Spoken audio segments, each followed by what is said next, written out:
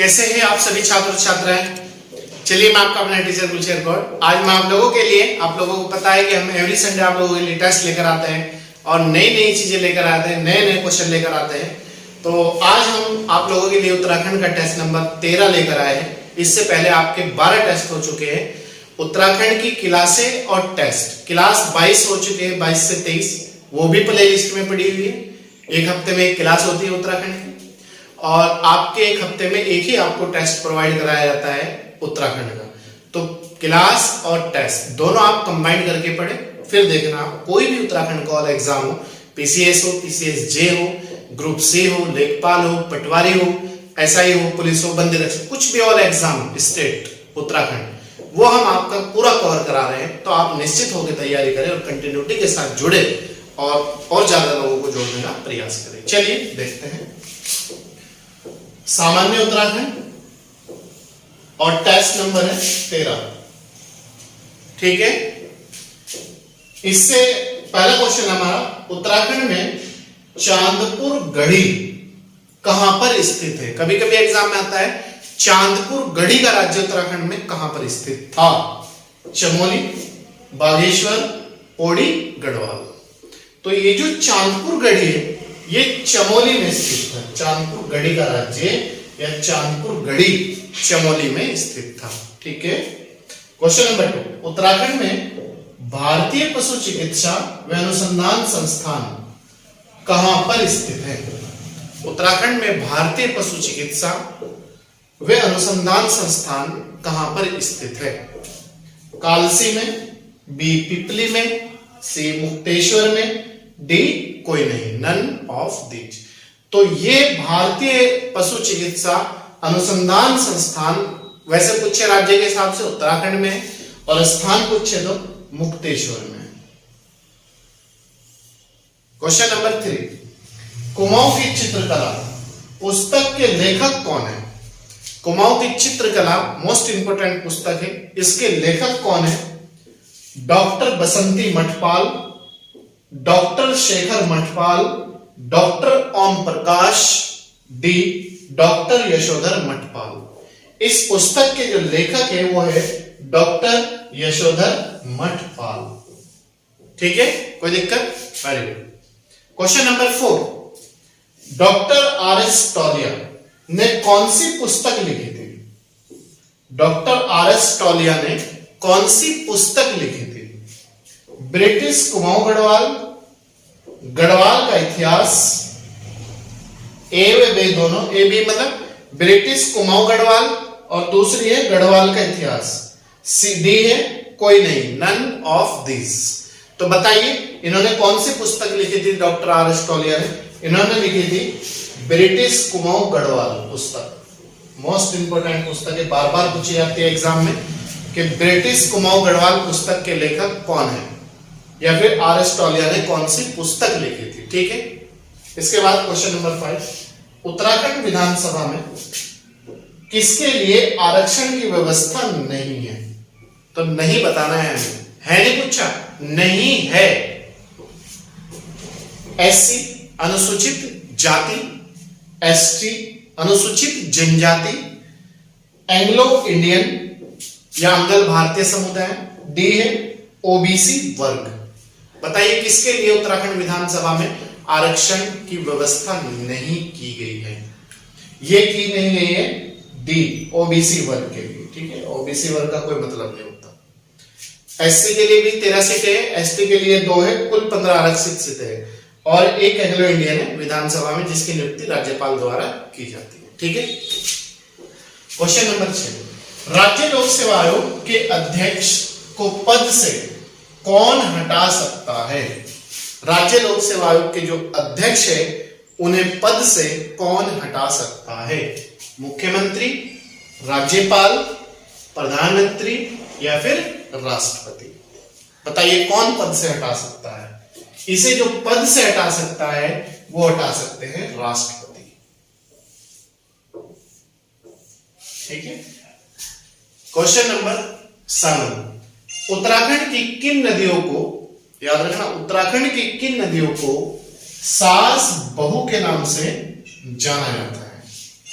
किन नदियों को सास बहू के नाम से जाना जाता है? गंगा यमुना, भागीरथी अलकनंदा, रामगंगा, काली। बताइए किन नदियों को सास बहू के नाम से जाना जाता है उत्तराखंड की? वो है आपकी भागीरथी और अलकनंदा। बी आंसर हो जाएगा हमारा। ठीक है, आप अच्छी तरीके से पढ़े, कंटिन्यूटी के साथ जुड़े।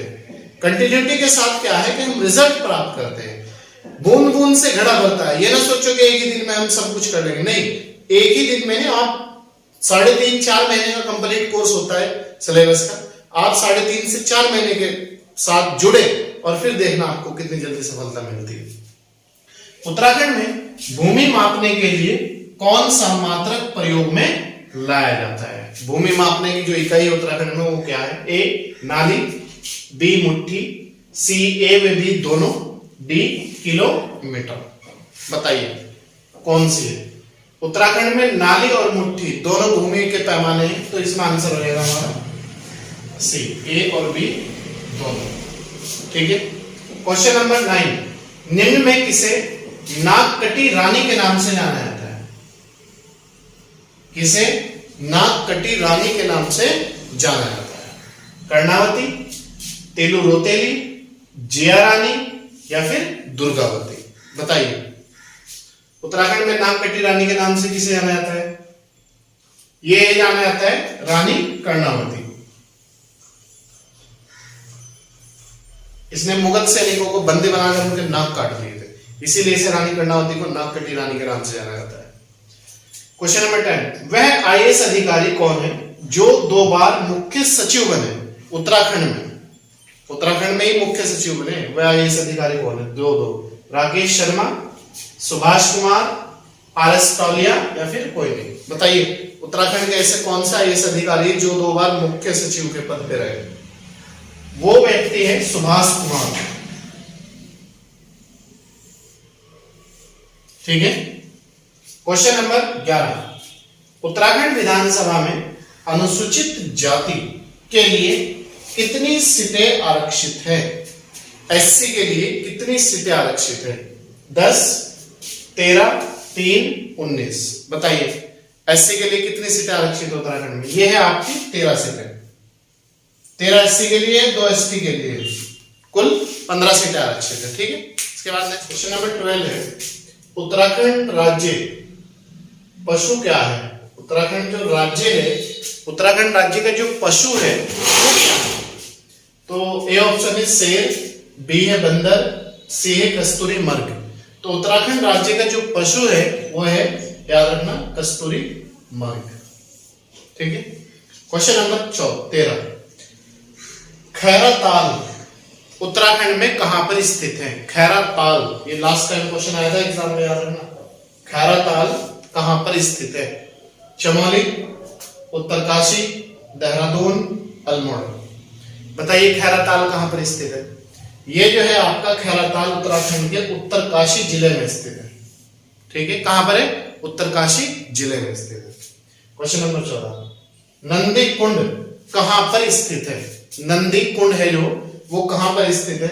चमोली, देहरादून, ए ऑप्शन है चमोली, बी है देहरादून, सी है अल्मोड़ा और डी है रुद्रप्रयाग। बताइए नंदी कुंड कहां पर स्थित है? नंदी कुंड जो है रुद्रप्रयाग में स्थित है, याद रखना। ठीक है, क्वेश्चन नंबर 15, हरिद्वार का प्राचीन नाम क्या है? देखो ये देखने में क्वेश्चन आपको थोड़े इजी लग रहे होंगे, लेकिन क्या है कि जब अगर हम इन्हें पढ़े ना और इन्हें देखे ना और इनकी प्रैक्टिस ना करें तो ये एग्जाम में होने वाले नहीं है, फिर याद रखना। तो देखने में जो चीज आसान है वो इतनी हार्ड है, लेकिन कब आसान है? जब हम उसे प्रैक्टिस करते हैं चीजों। हरिद्वार का प्राचीन नाम क्या है? मायापुरी, गंगा द्वार, ए व बी दोनों, डी कोई नहीं, नन ऑफ दिस। बताइए हरिद्वार का प्राचीन नाम क्या है? हरिद्वार का जो प्राचीन नाम है वह है आपका मायापुरी भी कहते हैं हरिद्वार को और गंगा द्वार भी कहते हैं। तो आंसर हो जाएगा हमारा सी। क्वेश्चन नंबर 16, गोपेश्वर का प्राचीन नाम क्या है? गोपेश्वर चमोली में है, याद रखना, ये भी पूछा जाए। गोपेश्वर तहसील भी है, कहां पर स्थित है? तो गोपेश्वर का प्राचीन नाम क्या है? गोपी, गोस्थल, भयुंडार, कोई नहीं, नन ऑफ दीज। बताइए गोपेश्वर का प्राचीन जो नाम है वो क्या है? गोपेश्वर का प्राचीन जो नाम है वो है आपका गोस्थल, और कहां पर है? चमोली में। क्वेश्चन नंबर 17, उत्तराखंड में दोनागिरी ग्लेशियर कहां पर स्थित है? जो दोनागिरी ग्लेशियर है उत्तराखंड में वो कहां पर स्थित है? पिथौरागढ़, अल्मोड़ा, चमोली, उत्तरकाशी। बताइए कहां पर स्थित है? ये जो है आपका दोनागिरी जो ग्लेशियर है ये है चमोली जिले में। ठीक है, कहां पर है? चमोली जिले में। क्वेश्चन नंबर 18, उत्तराखंड में नैनी सैनी हवाई अड्डा कहां पर स्थित है? नैनी सैनी हवाई अड्डा जो है उत्तराखंड में कहां पर स्थित है? नैनीताल, चमोली, पिथौरागढ़, उत्तरकाशी। बताइए नैनी सैनी हवाई अड्डा उत्तराखंड में कहां पर स्थित है? यह है आपका पिथौरागढ़ में।